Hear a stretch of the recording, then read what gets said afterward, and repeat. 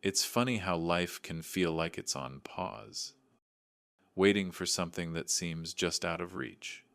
For 3 years, I've watched the days stretch on, each one a painful reminder of the distance between me and my daughter. Emma, I'd been caught in the trap of time, always thinking I'd have more, that there would be a better moment to fix things. But today, as the plane descended into Los Angeles, something in me shifted. Today was different. Today, I wasn't just going to wait anymore. Before we continue, please subscribe to the channel and let us know where you are listening in the comments. I'd seen her last 3 years ago, at a wedding that barely felt real. She was married, and I was too caught up in my grief to notice the cracks that were starting to form. Life had moved forward for Emma, while I stood still, anchored in the loss of Martha, my wife, and the years we never got to share. Martha would have known what to do. She always did. But now, I was left with my memories and my regrets. Matilda, my daughter, had been my world, my reason for pushing through every tough day. But after Martha's passing, I wasn't sure how to be the father she needed. The last time we spoke, she sounded exhausted, her voice carrying a weariness that didn't belong to someone so young. "I'm just tired, Dad. Really tired," she had said. It gnawed at me. The tone in her voice, the words lingering long after we hung up. But I hadn't done enough to fix it. Hadn't done enough to make her feel the way I felt when I held her in my arms as a child, safe, loved, unburdened. So, here I was, stepping into the unknown, with nothing but a few hastily packed clothes and the hope that I could somehow fix the time I'd lost. The flight had been long, but the anticipation made it feel like I was in the air forever. And now, as the wheels of the plane touched down at LAX, my fingers trembled slightly as I sent her the text. "Landing in 20 minutes. This will be the best surprise of your life." I had no idea what to expect, whether Emma would even be happy to see me, or whether I'd just be an inconvenient reminder of a past she'd rather forget. The drive to her house felt longer than it should have. Even with the palm trees swaying in the gentle breeze outside the car window, I had always thought of Los Angeles as a city of bright lights and endless opportunity. And yet, in that moment, it felt like a stranger to me. I couldn't help but compare it to the small, quiet town in Texas where I had raised her. I used to believe that she was drawn to the excitement of the city, to the glitter and glamour that came with being a part of something bigger than us. But now, as I sat there watching the world pass by, I wasn't so sure. Had I missed something? Had I overlooked what she really needed? I tried calling Emma twice during the drive, my finger hovering over her contact name before I ultimately hung up. No. Better to surprise her in person. The thought of seeing her face, the genuine joy that I hoped would spread across it, was enough to push me forward. I needed this. She needed this. The last few years had been too long. I couldn't go on pretending we'd have more time. This was my moment to fix it, to finally show her that I was still here. The Uber pulled up in front of a neat house, one that looked much like I remembered in photos. Perfect. I stepped out, my legs shaky with anticipation, and walked up to the front door, the weight of the wooden jewelry box I'd made in my garage workshop feeling oddly heavy in my hands. It was something small, something personal for Emma, hand-carved gift to keep her grandmother's ring safe for when Emma was old enough. I had made it with the hope that one day it would be passed down. The thought of Martha seeing it passed down one day, it should have been the happiest thought. But in that moment, it was overshadowed by the uncertainty of what kind of reception I would get. Would she be happy to see me, or would I have missed my chance? I reached for the doorbell, but before I could press it, My heart began to race. Would this be the reunion I had hoped for? Or would it be a reminder of the years I had lost? In the years that could never be recovered, I pressed the button, waiting for the chime, but it was quickly replaced by an uncomfortable silence. I stood there, my finger still hovering over the doorbell, as the quiet stretched on longer than it should have. A sudden sense of uncertainty washed over me, a feeling I hadn't expected. The house, the familiar surroundings. To the neighborhood, it all felt like a dream. I had prepared myself for the reunion, for the moment when I would finally hold Emma in my arms again. But standing there, in front of her door, it felt as though that dream was slipping further and further away. I pressed the doorbell again, this time holding it longer, trying to make sure I wasn't missing anything. The chime echoed inside the house, and then silence. The same emptiness lingered. I knocked on the doorframe, my voice growing louder with every call. Matilda. It's Dad. Open the door. There was still no answer. I stepped back and looked at the house with a sense of growing confusion. The rosebush by the window was withered, the petals scattered on the ground like discarded memories. Emma used to send me pictures of her garden, proudly showing off the roses she'd taken such good care of every spring. But now, it looked like no one had tended to it for months. I walked around to the side gate, hoping maybe they were in the backyard or upstairs, too caught up in their own world to hear the doorbell. But when I peered through the slats, I saw nothing but dust-covered patio furniture and a neglected vegetable patch empty. Withered stems where there should have been fresh produce. A child's tricycle lay on its side near the back door, one wheel lazily spinning in the wind.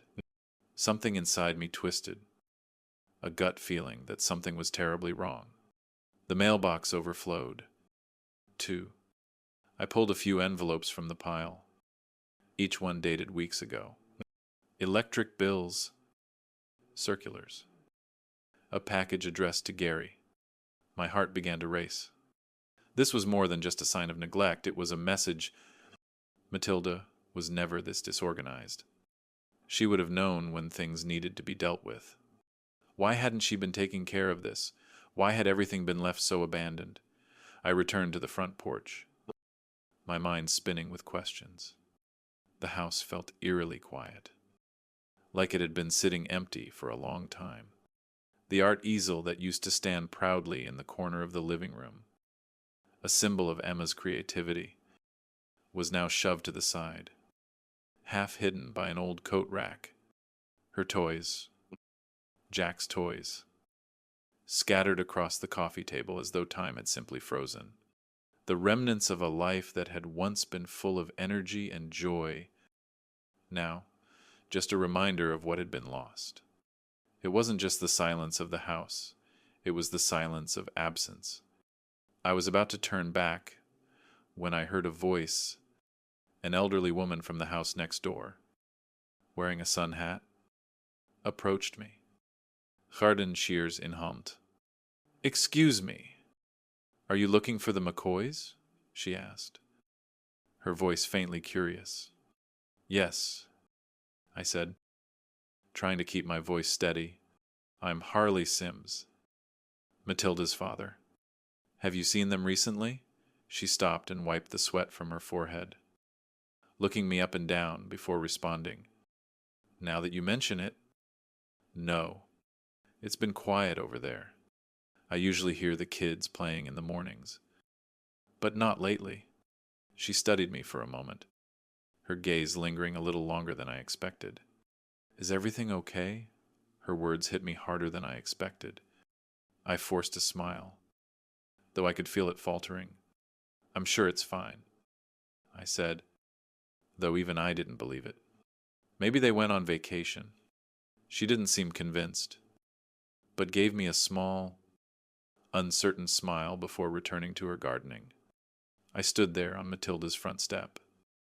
The wooden jewelry box, still gripped tightly in my hands. But now, the anticipation of a joyous reunion had faded into something else, something darker, heavier.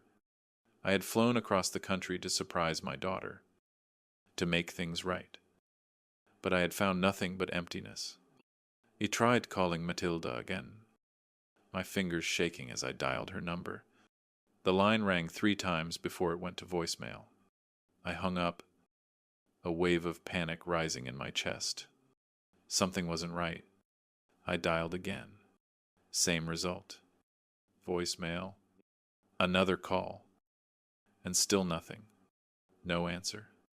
No sign of life. I couldn't ignore it anymore. The quiet, the absence, it was all too much. I had to know what was happening. I had to find out where my daughter was. I stood frozen on the front porch, the overflowing mailbox clutched in my hand. The weight of it pressed heavily on me. More than just the letters and packages it contained. It was a symbol of something deeper, a sign of neglect, a sign that my daughter, Matilda, was no longer the person I thought she was. I had come to surprise her, to reconnect. But the emptiness I felt around me was growing with every passing second. I had tried calling her twice, but each time the phone had rung through to voicemail. Now, after speaking to the neighbor, the unease in my chest was starting to solidify into something I couldn't ignore. She hadn't been answering her phone for days.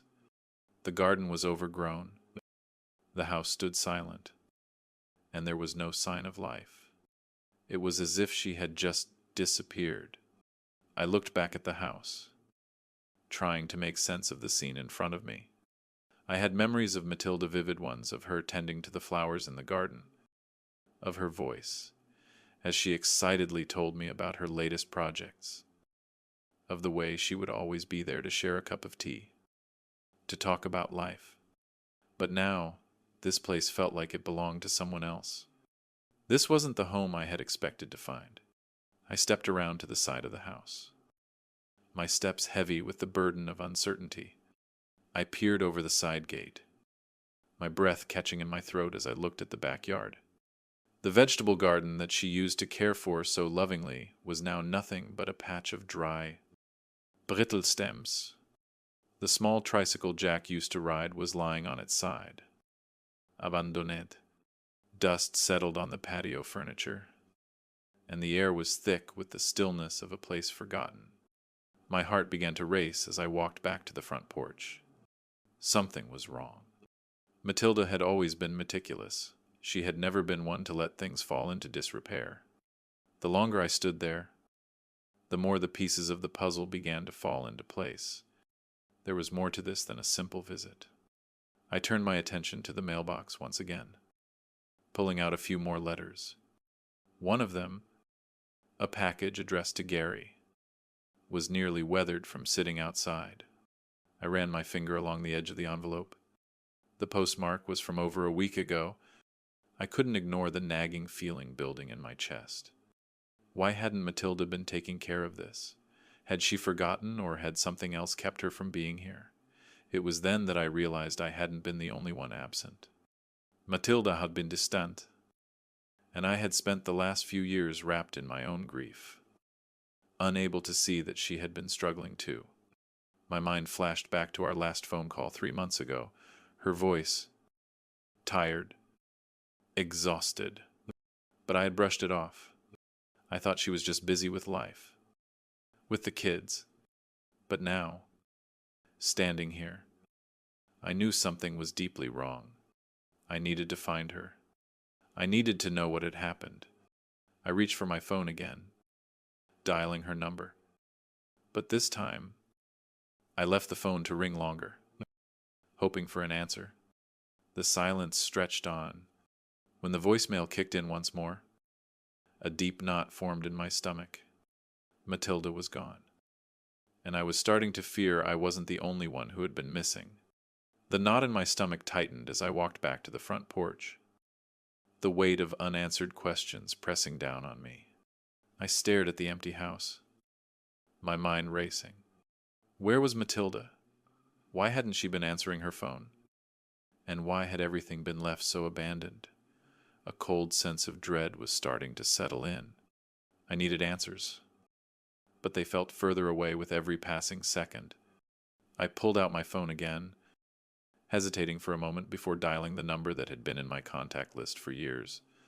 It was a number I had never expected to call in this way. Her husband, Gary. The man I'd never fully trusted, but had always kept my distance from. My finger hovered over his name, and for a moment, he hesitated. What would I say to him? I didn't know, but I needed to hear it from someone.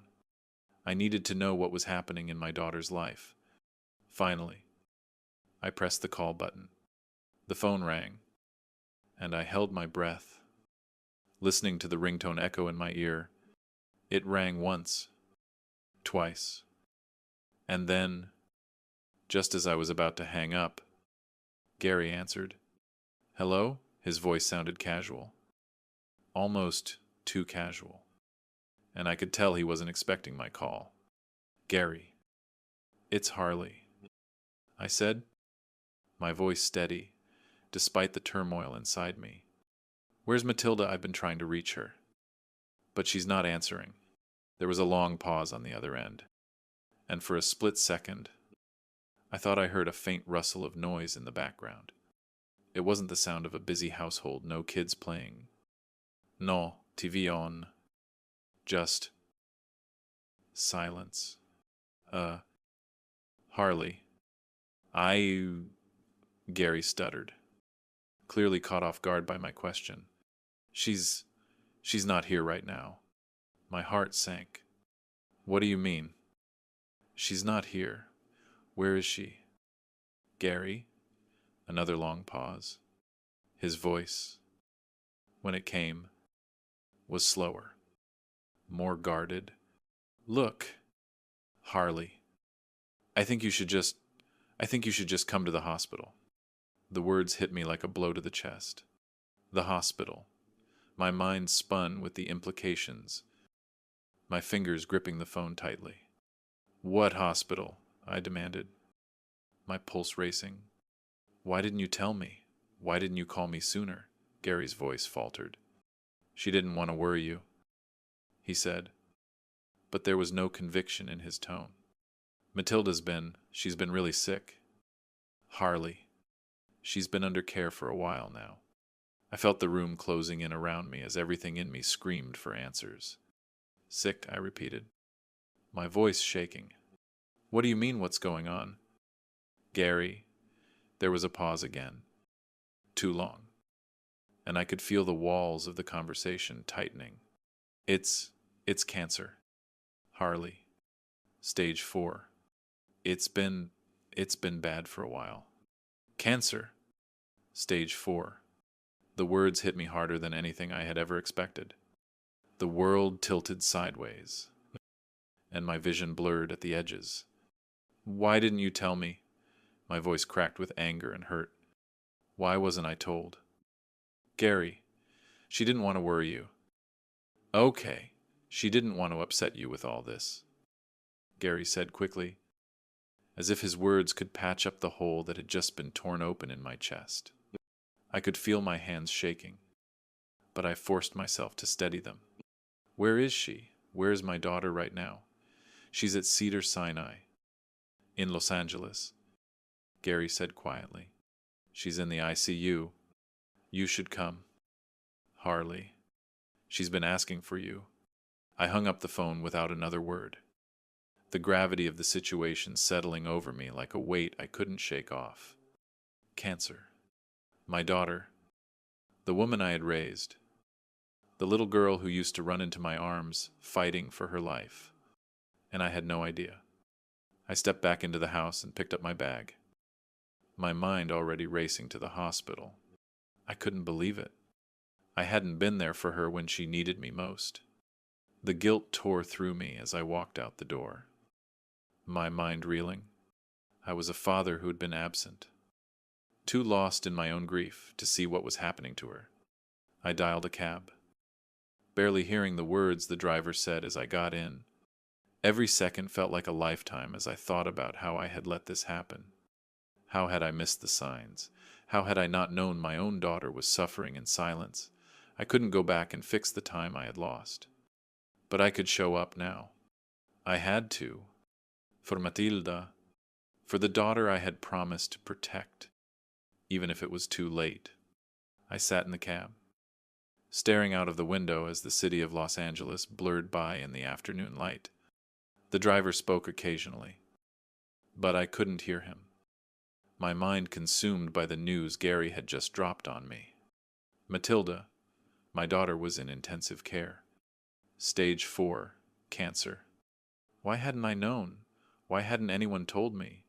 It was like I'd been living in a different world, unaware of the one my daughter was struggling to survive in.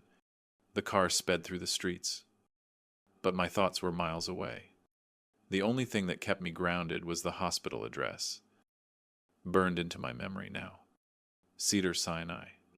I had no idea how long it would take to get there, but every second felt like a lifetime. I dialed Matilda's number again, just hoping to hear her voice. I could feel the weight of every unanswered call, every moment I had missed, because I hadn't been there for her when she needed me. Finally, the cab pulled up to the hospital. I paid the driver without looking at him, my fingers fumbling with the cash as I rushed into the building. The sterile smell of the lobby hit me immediately, and the hum of fluorescent lights added to the disorienting reality of what I was about to face. I approached the information desk, my heart pounding in my chest. The woman behind the counter looked up at me with a practiced smile, but when I spoke, her expression shifted to something more sympathetic. "I'm here to see my daughter, Matilda McCoy," I said, trying to steady my breath. "Please take a seat," she replied gently, offering me a clipboard. "Someone will be with you shortly." I didn't sit. I couldn't. My mind was spinning with questions I wasn't sure I wanted answered. I scanned the waiting room, filled with families, some with hopeful faces, others with the hollow look of those already grieving. And then I thought about Gary again. Where was he? How could he have let this happen? I thought of the yacht trip, the images that had come to me in the form of photos on Matilda's Instagram. Gary, lounging on a boat, champagne in hand, living his life, while Matilda fought alone. It didn't make sense. It was more than neglect. It was betrayal. And I knew in that moment I couldn't let him get away with it. I pulled out my phone and dialed Gary's number again.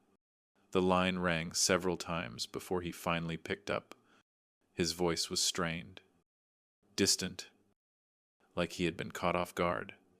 "Harley, what is it? What the hell is going on?" "Gary," I demanded, my voice low but firm. "You're out there, having fun, while my daughter is dying. Where are you? Why weren't you there for her?" There was silence on the other end. I could practically hear the gears turning in his head as he tried to come up with an excuse. Finally, he spoke, his voice laced with unease.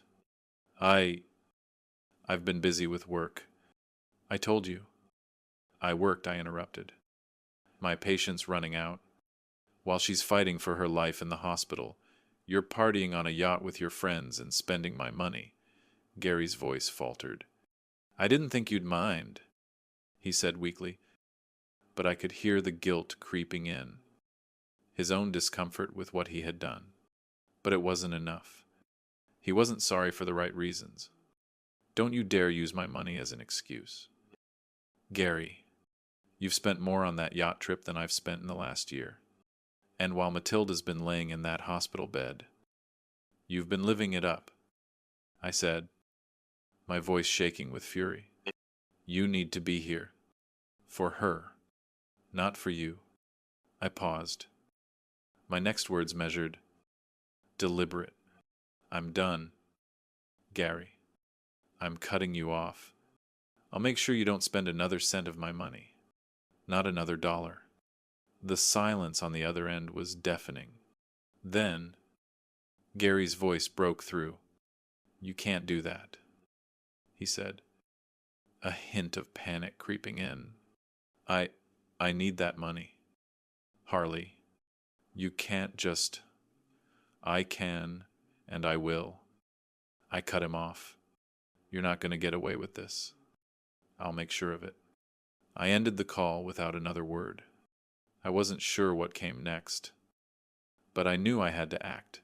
Matilda needed me, and Gary, he needed to face the consequences of his selfishness. I took a deep breath, trying to steady myself, as I was escorted to the oncology ward. I had no idea what I was walking into. But one thing was clear: the man who had betrayed my daughter wouldn't be allowed to walk away unscathed. Not on my watch. I stood in the sterile lobby of the hospital, the weight of the phone call still hanging over me, the silence from Gary's end of the line, his panic. His fear was like a damning confession in itself. But I knew that wasn't enough. His guilt wasn't going to fix the damage he'd done to Matilda. It wasn't going to heal her pain. I had to take action, and I had to do it now. I found a quiet corner near the elevator, my hands still shaking as I pulled up my banking app. The numbers I saw there made my stomach churn. Gary had been living off my money for months, spending it on luxurious yachts, shopping sprees, and dinners, while my daughter had been battling for her life in silence. I had enabled this. I had allowed him to access the funds in my account, thinking it would make things easier for Emma and the kids. But now I knew better. Gary wasn't just neglecting his wife, he was using me, abusing my trust and my generosity. I could feel the anger building again, a fire I'd held back for far too long. But this time, it wasn't just anger. It was a resolve, a quiet fury, that no one was going to get away with betraying my daughter and getting away with it. I dialed the bank's emergency line, feeling the cold steel of determination settle in my chest. The phone rang, and I exhaled slowly, my thoughts racing through the necessary steps. This wasn't going to be easy. I wasn't just cutting him off. I was going to strip him of everything he had used to hurt Matilda and the kids. First National Emergency Services. "How may I assist you?" The voice on the other end was calm. Professional. But I knew the task ahead would require more than professionalism. It would require precision. "I need to revoke access to my backup savings account immediately," I said, my voice firm. "My son-in-law, Gary McCoy, has been abusing his access. I want all his privileges revoked. Everything." The woman on the other end confirmed my details, and I could hear her typing, her voice steady, as she confirmed. "I see Mr. McCoy has authorized access to your account. You want to remove him completely?" "Yes," I replied without hesitation. "Remove him. Block any further transactions, including automatic payments, everything, and transfer all remaining funds to my primary account." A brief pause, and then, "Understood. Please hold while I process these changes." I stood there, waiting, as I felt the weight of every transaction, every dollar Gary had stolen, lifting off my shoulders. I was taking back control. This wasn't just about the money. This was about making sure Gary never had the chance to hurt Matilda again. The woman came back on the line, her voice calm but carrying a certain gravity. "Mr. McCoy's access has been revoked. The remaining balance of $127,000 has been transferred to your primary account. I've also canceled all 3 of his credit cards associated with the backup account. You'll receive confirmation shortly. Is there anything else I can assist you with today?" I felt a wave of relief wash over me, but it was quickly replaced by something colder determination. This was just the first step. I had to make sure Gary felt the consequences of his actions. And not just financially. No, that will be all for now. I said, my voice steady, despite the whirlwind of emotions inside me. Thank you. As I hung up, I looked around the hospital lobby, the quiet buzz of normal life surrounding me. I had done what needed to be done, but the hardest part was yet to come. I turned back toward the elevator, my phone still in my hand. It was time to face Matilda, time to stand beside her, to protect her, not just from cancer, but from the man who had betrayed her, and I was ready. I walked toward the oncology floor with a sense of urgency, my mind still racing from the call with the bank. Gary was no longer a threat to Matilda's finances, but I knew I still had to face him. The fact that he was out there, living his life while his wife lay fighting for hers, was a betrayal I couldn't let slide. Not this time. The elevator ride up to the 7th floor felt like it took forever. Each floor I passed only intensified the dread building inside me. Matilda's room was just ahead. But before I could enter, I had one last thing to do: make sure Gary knew the consequences of his actions. He had spent too long thinking he could play the system, taking advantage of my daughter's kindness and my trust. Now it was my turn to play the game. I stepped into the hallway, my hand tightening around my phone as I dialed Gary's number again. He didn't pick up at first, and I felt a surge of irritation. But then the phone rang through, and his voice came on the line timid, hesitant, the same voice I'd heard when I first confronted him. Harley, Gary said, his voice guarded. What is it now? I just wanted to let you know. I began. My voice is cold as steel. I've made some changes. Your access to my accounts is revoked. I've removed every penny I could. And your cards are canceled. I suggest you figure out how to pay for those yacht parties with your own money from now on. There was a long pause, the silence thick with disbelief. Then came his voice, sharp and defensive. You can't do this. Harley, you can't just cut me off like that. I'm still Emma's father. I still have rights. Rights, I asked, my voice steady. Even as the rage threatened to break through, you lost every right when you chose to abandon your wife for champagne and yacht parties. When you spent my money while she fought for her life. You're not a father. Gary, you're a parasite. The words hung heavy in the air, and I could hear the faint sound of panic in his voice as he tried to regroup. I'll fix this. I'll make it right, he sputtered, but his tone was empty, filled with the desperation of a man who knew he had no ground to stand on. Just give me a chance. You had your chance every day for the last 6 months. Gary, I said, the words falling like a hammer. Every day you chose to be somewhere else. You chose luxury over family. You chose comfort over your wife's health. Now, you'll have to live with the consequences of your actions. He tried to protest again. But this time, I wasn't listening. No more. I'm done listening to your excuses. You won't see Matilda again, and you won't have access to my money. You'll live with the consequences of your choices, just like you've made Matilda live with hers. I hung up the phone, my hands still trembling slightly. But this time, it wasn't from fear, it was from relief. I had finally taken control. I had finally protected my daughter. I stood outside Matilda's room for a moment, steadying my breath before walking in. The air inside was sterile, yet there was something warm about it. Something familiar. I walked over to her bed, where she lay pale and fragile, hooked up to machines that kept her alive.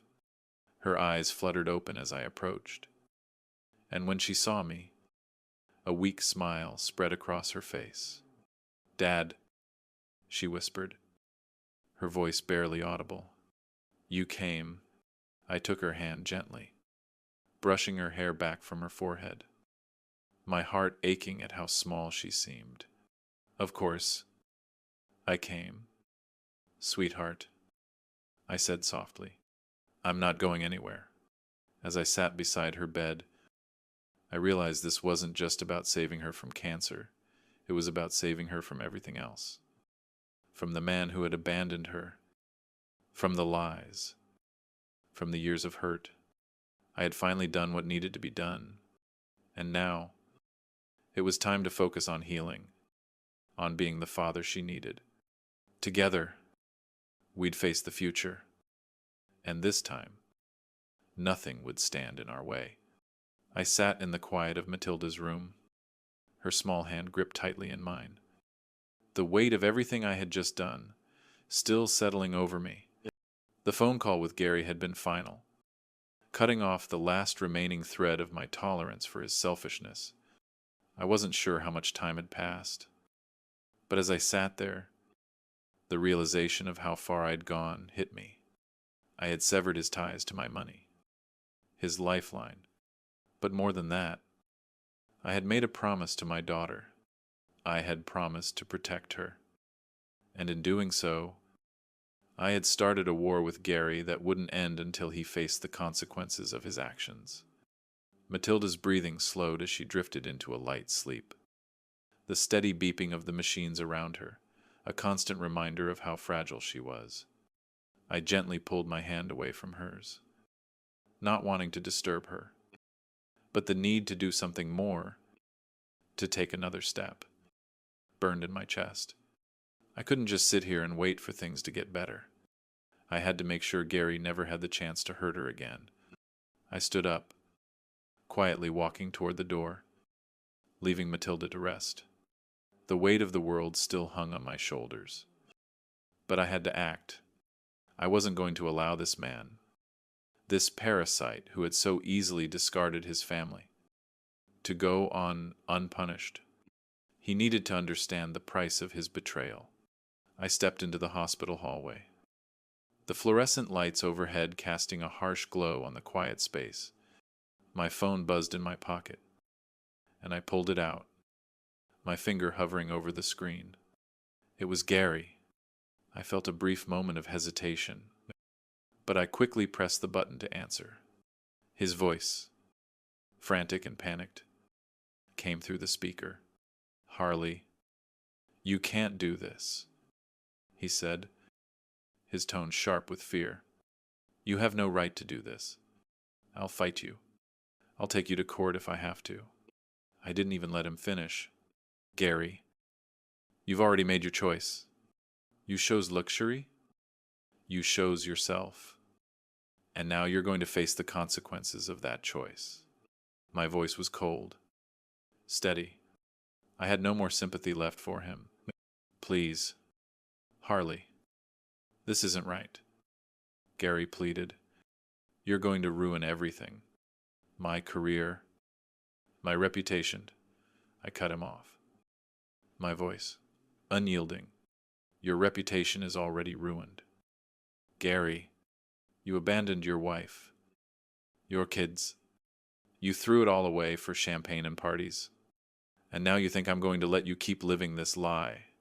You've lost everything. I paused, my grip on the phone tightening as I spoke the final words that I knew would send him spiraling. You've already lost her. Gary, you've lost Matilda. I've made sure of that. There was a long, painful silence on the other end of the line. I could almost hear his mind racing, scrambling for an escape, a way out of the mess he'd created. But there was no escape for him. Not now. I won't stop, he said weakly, his voice cracking. I'll fight you until the end. You've already lost. Gary, I said, my words final. This fight is over. I hung up, the finality of the call settling into the pit of my stomach. I wasn't sure what would happen next. Gary was unpredictable, and I knew that. But this time, I was ready. Ready to stand my ground. Ready to protect my daughter, at all costs. I returned to Matilda's room, sitting beside her once again. The machines hummed softly, and her breathing was steady. I took her hand once more, vowing silently to never let anyone take her from me again. This was just the beginning of the fight, but it was a fight I knew I would win. The hours after that phone call with Gary felt like an eternity. As I sat beside Matilda, watching her sleep, her small chest rising and falling with the steady beep of the machines around her, I couldn't shake the feeling that something else needed to happen. I had severed Gary's access to my finances. I had confronted him, and yet there was still something left undone. I had to make sure that Matilda didn't just survive this, but that she could finally feel free from the weight of what Gary had done to her, to their family. I sat there for a while, my thoughts swirling around the latest discovery. Gary's absence wasn't just a momentary lapse, it was a pattern. The man who had sworn to love and protect my daughter had turned his back on her at the worst moment of her life, choosing instead to live a life of luxury, funded by my money. And the worst part I hadn't known, I hadn't been there when she needed me most. And I had failed her. I pulled out my phone again, scrolling through the images of Gary living it up on that yacht. I could feel the anger rising again, but I pushed it down. Anger wasn't going to fix this, but justice could, and I was determined to see it through. I made a few calls, spoke with a lawyer, and started gathering the evidence I would need to ensure Gary couldn't hurt Matilda anymore. The more I thought about it, the more I realized that this wasn't just about money.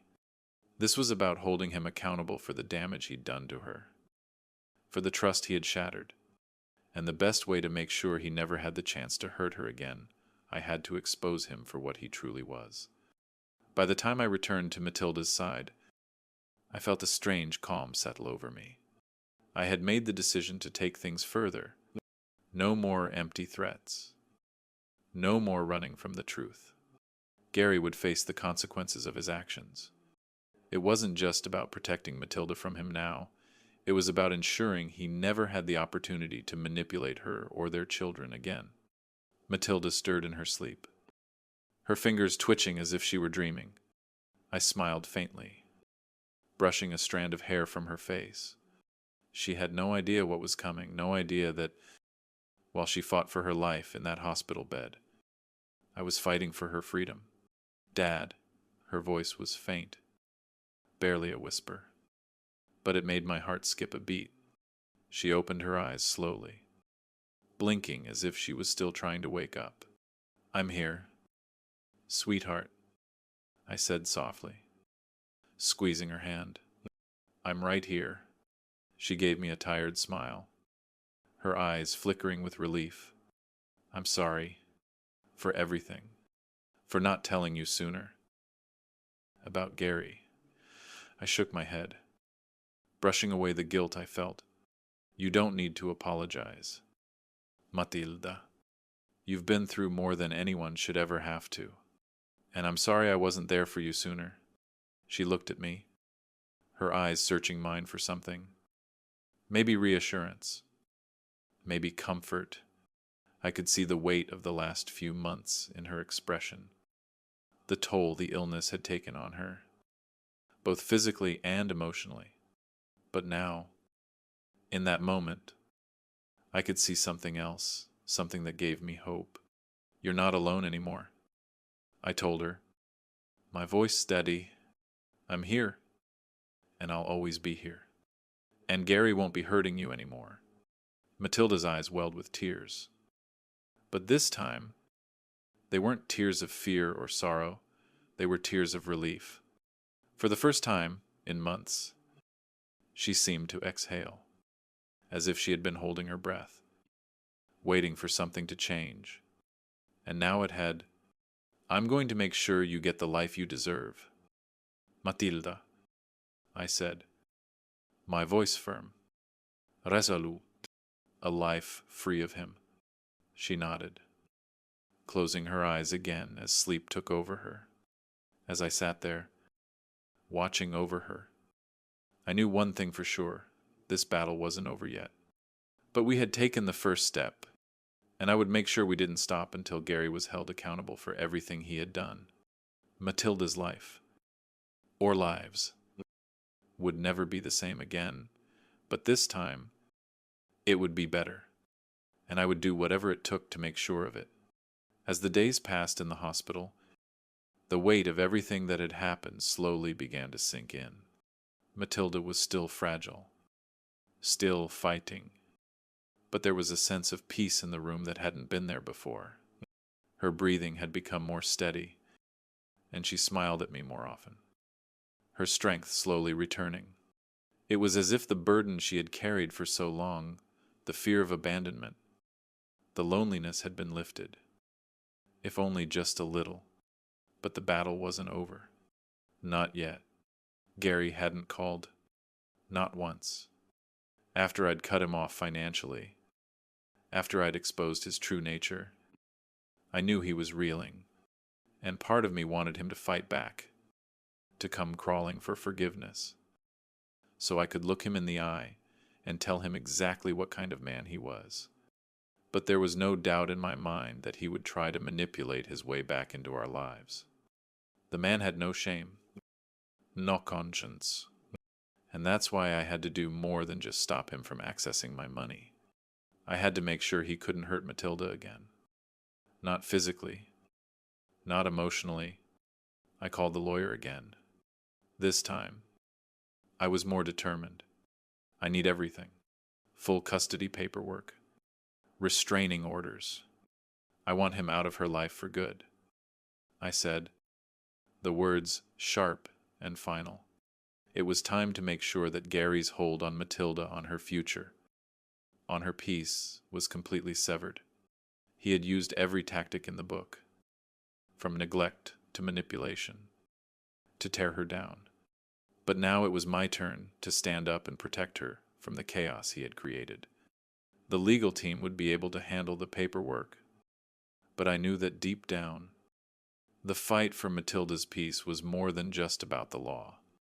It was about giving her the safety and stability she deserved, free from the threat of betrayal. One evening, after I'd finished the call with the lawyer, I returned to Matilda's room. She was sitting up in bed, her eyes soft, but I could see a flicker of anxiety in them, like she was waiting for something to happen. I knew what she was thinking, what we were both thinking. Everything's gonna be okay, sweetheart, I said, sitting down next to her and taking her hand in mine. We're done with him. It's over. She looked at me, tears gathering in her eyes. Dad, I don't know what I would have done without you. I squeezed her hand, pulling her into a hug. You don't have to worry about him anymore. You're my daughter. I'll always be here for you. And we're going to get through this together. In that moment, I realized something. It wasn't just about Gary or the money or even the custody papers. The fight was about making sure Matilda knew her worth. She had been lost in a sea of lies for so long, believing that her worth came from what Gary thought of her. But it didn't. It came from the people who truly loved her, her family. The people who had fought for her, who would always fight for her. I left the hospital the next day, paperwork in hand, with a clear plan in mind. But as I walked out into the quiet street, the weight I had been carrying for months began to lift.